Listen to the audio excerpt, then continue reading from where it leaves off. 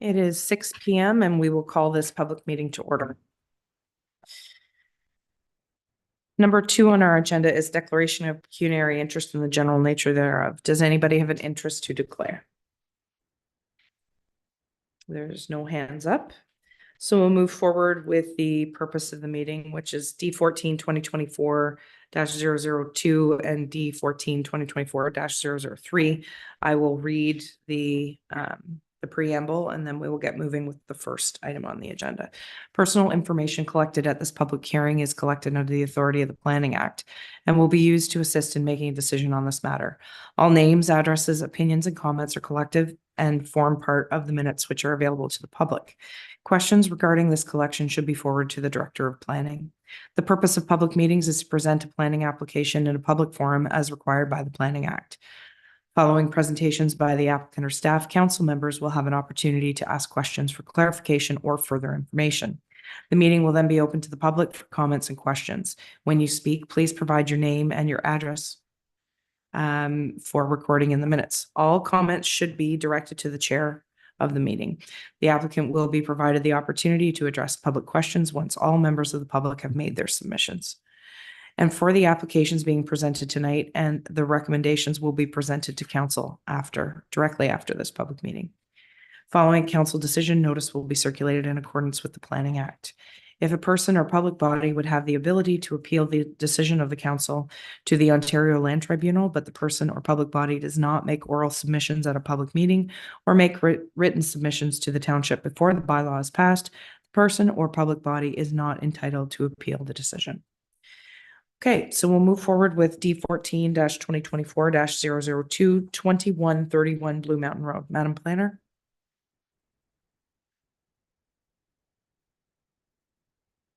Thank you.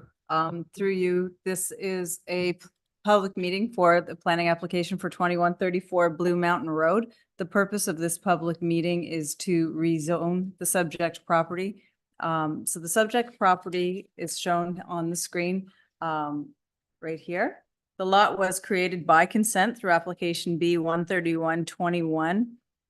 At that time, one of the conditions of the lot creation was a rezoning. So the property was rezoned to a site-specific RU 49 in February 2022.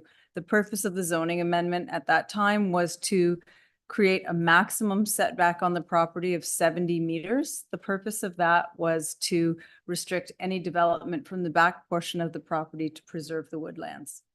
The purpose of the application this evening is to further rezone or amend the provisions of the RU 49 zone that apply to the property, to increase the maximum setback to 110 meters, which is supported through an EIS addendum that was provided by the applicant. That was to look at the area of the woodland and ensure that there wouldn't be any further impacts on the woodland to allow the increased setback. In addition to that, the application is proposing to allow a temporary structure of a trailer for a period of up to 2 years, which is a temporary zoning amendment and would expire upon a 2-year period. In addition to that, I'm just going to bring up the zoning schedule to show you what's proposed.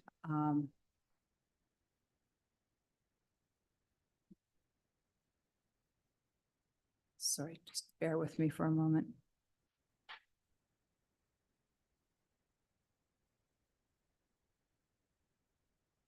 I have too many windows open. And of course, I can't find it. Sorry, there's also a holding symbol proposed for a portion of the RU 49 zone, which is proposed to protect a natural feature that was identified on the property. I just found what I wanted to share. To protect the natural feature, subject to the submission of an EIS in the future, indicating that it's no longer required. So I'm just going to bring that up to show you. So this is the proposed zoning schedule. So this would be the holding zone area to be preserved until such time as somebody, the owner of the property, would come forward with an EIS saying that there's a natural feature in that area that no longer exists. The notice for the public meeting was advertised in accordance with the Planning Act. So it was mailed out to all property owners within 120 meters of the property. To date, there have been 2 pieces of correspondence received. they've both been posted to the website. The one indicates no concerns as long as nothing interferes with the water table or potable water system. The other identifies some concerns with respect to the proposed zoning amendment. So I'll just run through those for council's information. One being the 110-meter setback, in that it wouldn't be consistent with the building line of the other houses in the area. I would note that there is no minimum required setback in our zoning, so a house could be set back at various setbacks. So that is not proposed to change through this. There's a minimum setback of, I believe it's 7.5 meters, which is required in the zoning. The proposed setback change is for a maximum setback to prevent development going back into the woodlot on the property. The other comments are about concerns regarding there could be a construction site. It's not proposed to allow any commercial use, and if there was any commercial use proposed for the property, it would be subject to a future zoning bylaw amendment. And that would address the noise about day-to-day concerns, or the concern about noise. And so I'll leave it at that. It's been distributed to council, and I'm happy to answer any questions. I'd also note that the applicant is online. Thank you very much, Madam Planner. Can you, before we start taking questions, can you please define for the public who may be listening in what the ESI stands for, please? Environmental impact study. So there was a report done by a biologist that identified the woodlot as being significant towards the back of the property. So the whole purpose of the maximum setback is to stop development from going back into the woodlot. Fair enough. Thank you. Council, questions? Go ahead, Councilor Crowe. Excuse me, through you, Your Worship, to the planning department. I see in here that there's a part of the statement is to permit the temporary use of a travel trailer. Yes. I thought that during our discussions over a year ago concerning, I think maybe tiny homes or something of that nature, I thought that we had approved clearly that you could have and live in a trailer for 2 years while you built a house. Is that not correct? Through you, you are correct. The reason for the amendment here is that they have not determined where on the property they would like to build at this point in time. So there's no building permit that's been pulled. So the Yep. purpose of the temporary zone, which is over and above what our zoning bylaw would currently Mhm. permit, is to allow that temporary travel trailer to be there to support day use of the property or work be a construction office when they do decide to build, but it's allowed. The applicant has indicated that they would like it to be there at this point prior to pulling a building permit to allow them to understand the property better. Thank you. Further questions from council? Go ahead, Deputy Mayor Fode. Thank you. Excuse me. Thank you, Your Worship, and through you. Along Councillor Correll's questioning, with that exemption or provision for this trailer, would that be opening up the same to any applicant? Like, I'm thinking, what's to prevent an applicant from saying they want to live there 10 years? Through you, there are provisions in the Planning Act that limit the time frame for a temporary zone. So if anybody else wanted to come forward with a similar request, they would have to go through the same process of a zoning amendment. We would look at it on a site-specific basis to determine if it's a reasonable request depending on the area. In this case, again, it was explained that they go to the property, they visit the property with their family to understand how it works, the topography of the property, use it for hiking and day use right now. There's no overnight accommodations proposed to be permitted through the zoning bylaw amendment that's requested. So anybody else could ask for a similar amendment and would have to go through the same process, and we would have to look at it and evaluate it to determine if it's Okay, reasonable and thank you. supportable. Sorry. Thank you. I gather the tree is the uniqueness here that they're working around. It's a rare species, or? Through you, actually, it's habitat. So there's a, I believe it's black rat snake habitat. Okay. All right. Thank you. They are good people. Wanting to live near the black rat snakes. I'm all for nature. Yeah. Questions from council? Any further questions? Okay, so we will open up questions to the public if anybody has any questions from the public. Michael Paquette, will recognize you, or just Should be able to unmute yourself. There you go. Thank you very much. Just a clarification, if I may, with respect to the RU 49 zoning. There was an amendment to the 2092 Blue Mountain Road RU 49 Schedule A that had a maximum setback of 70 meters. And then that lot has since been subdivided to create the subject lot. Would that 70-meter setback not still apply to that original 2092 application? Madam And Planner? Sorry, I didn't mean to cut you off there. no, that's fine. I was finished. Okay. Thank you. Through you, the RU 49 zone was specific to the severed portion. It did not apply to the retained lands on that severance. So it only applies to the lands that are subject to this application. Does that answer Correct. your question, Mr. Paquette? So it does apply to this particular piece of land. Correct, and only this particular piece of land. Okay, thank you for that clarification. Okay. Any further questions? Okay. Any further questions in regard to this application? Go ahead. If you please come up to the podium and state your name and address, please. Carrie Paquette, 2140 Blue Mountain Road. So I'm right next door, and what you're talking about is not a rare tree. We called it the great grandma tree. It's an old maple tree that was hit multiple times by lightning. So eventually over time, it's fallen down, but it is a black rat snake area, and it actually has honeybees in it too. But our concern with the setback is that we lose our privacy. So if they're at the 70 meters or houses are across from each other, I walked the lot today with Theo's permission. He actually suggested it. And we're only 3 acres. So if he brings back 110 meters, that means they can look into our back porch, the hot tub area, our back fire pit, and at least a third of the small amount of what we have left of our forest. So we literally lose any privacy that we had, which is the purpose that we moved out there in the first place. And we knew the possibility that someone would move next door was there.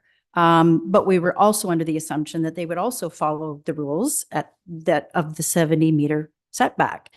When we built our house at the 70-meter setback, we hit a giant rock, and our house is built on solid rock. We had to actually increase the height of our house and add extra blocks because we didn't apply for an amendment, because we felt that 70 meters back was the rules. So we were following the rules. And the front corner is a giant rock. So we actually had to concrete around it and rise it up. It's still down there. But we put our water tank on top of it. So it actually has a use. However, we chose to not do the amendment. We just worked with what we had and followed the rules.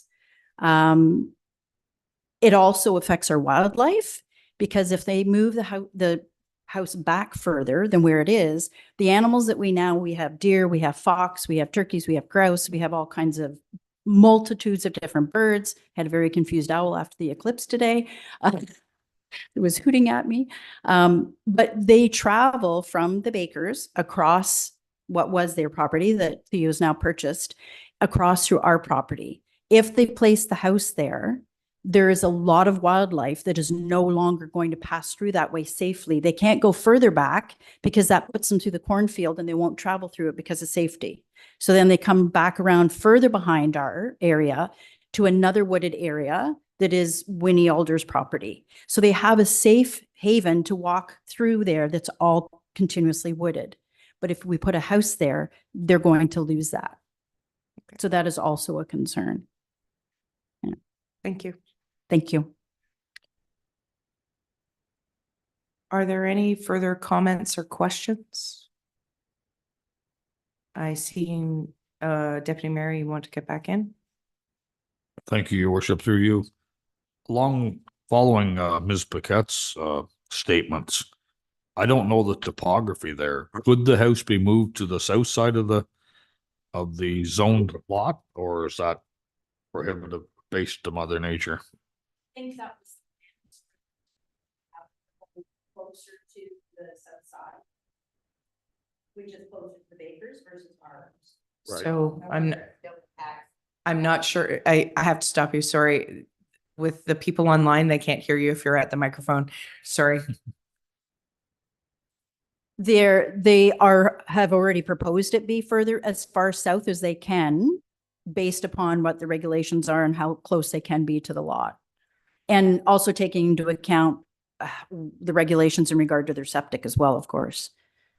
So it will be further over, but the lot is narrow and we're built further over closer to their lot line because there was farm property on the other side and they spray chemicals and so on. So we wanted our home to have because I have very severe chemical reactions. So we made the choice to build further over so that we had a buffer between the fields when they were being sprayed or even the pollen from when they were harvesting, versus being closer to the field. So, but that was what I looked like from the proposal, that they would be more south. And I went and walked it and they had it marked off. But when I stand there and where they had it marked off, even at the 70 meters, they're going to see into our side yard. That's fine. I don't care. That's a part of having a neighbor. But the other concern was if they're back the 110 feet, every single person, Amazon man or whoever else, it comes up that driveway because the driveway is closer to us because further down, it's a 10-foot drop down ditch.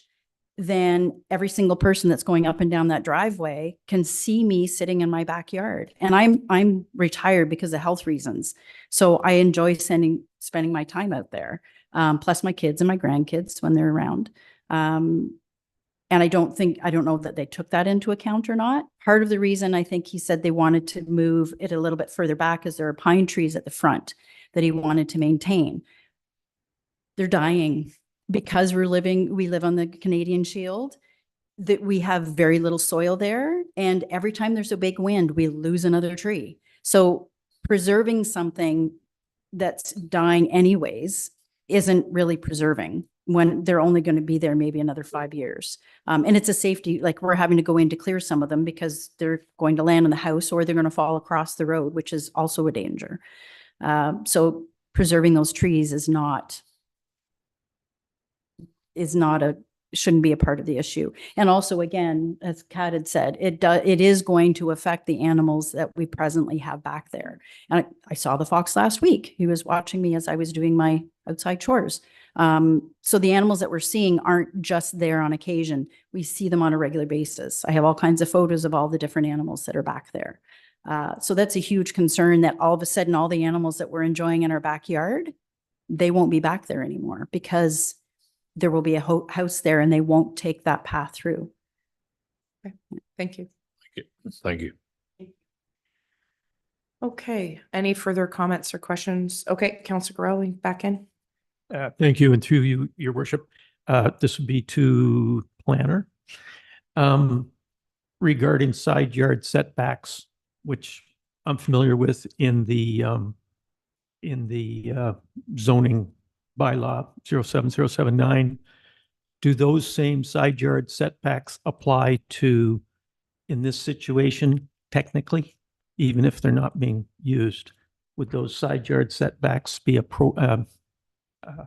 could they be applicable if someone built an estate property? Thank you. Madam Planner. Sorry, through you. Absolutely, yes, side yard setbacks do apply and they're not proposed to be modified for this application. So I'm just looking up what they are in the rural zone. So the side yard setback, required side yard setback is 3 meters, so 9.8 feet. Thank you. Okay. So I'm going to go to the applicant now, Theo Graham, who is on the line. Theo, is there anything you'd like to add or clarify?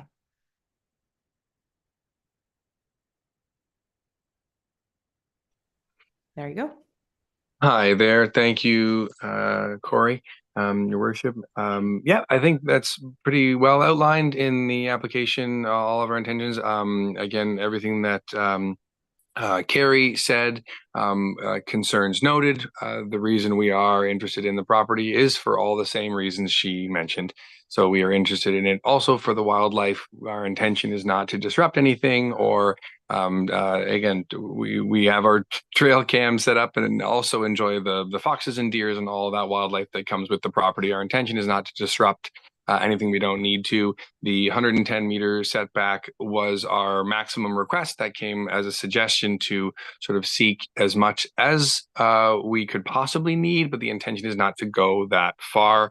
That would be coming down to site plan and actually going to building permit. But right now, the intention is to start the build around the 60-meter mark. Having to not be able to build past the 70 would be prohibitive. Again, trying to respect some of the old growth that's there for however long it lasts. We will enjoy the trees as long as they do survive.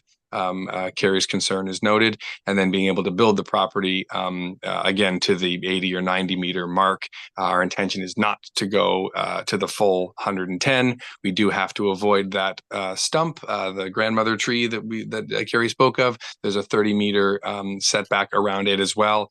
Keeping that property like Carrie and Mike did, keeping our property and our building to the south side of the lot, leaving as much vegetation and privacy as possible for both parties. So we'd like to keep some privacy and foliage between our properties, and then because we abut again forest on the south. So our intention is not to encroach on any privacy or get near their backyard or disrupt anything. That is our intention with the application. Thank you much. Any further comments or questions before I go on to the next application? Okay, we'll move on to 3.2 D14-2024-003 474 Park Hill Lane. Madam Planner. Thank you, Your Worship, and through you. Notice of this public meeting was provided in accordance with the Planning Act, and that included signage posted on the subject property 20 days at least in advance of this meeting, as well as a notice being mailed to all owners of property located within 120 meters of the subject property. The zoning application is for the property municipally known as 474 Park Hill Lane, and there's an existing detached garage located on the property that has been converted to a sleeping cabin, and the application is being brought forward at this time to permit a larger sleeping cabin than what is permitted as the maximum in the zoning bylaw. The zoning bylaw permits a maximum size of 30 square meters for a sleeping cabin, whereas the proposed maximum size in the zoning bylaw amendment is 46 square meters. There's also an attached uncovered deck for the sleeping cabin. In response to the notice of public meeting, 2 pieces of correspondence have been received and been posted on the website. Those being received from neighboring property owners and indicating support for the proposed amendment. I'd be happy to answer any questions. Thank you. Council questions? I have no hands up. We have still 2 people online as well as gallery members. Is there anybody in the gallery that has a question in regards to this application? Okay, that was quick compared to the last one. So seeing that there are no other comments or questions from council or the public otherwise, I will put the motion to adjourn on put forward by Councillor Jameson, seconded by Deputy Mayor Fody, and that is that the public meeting adjourn at 6:24. All those in favor? All those opposed? And it is carried. Thank you.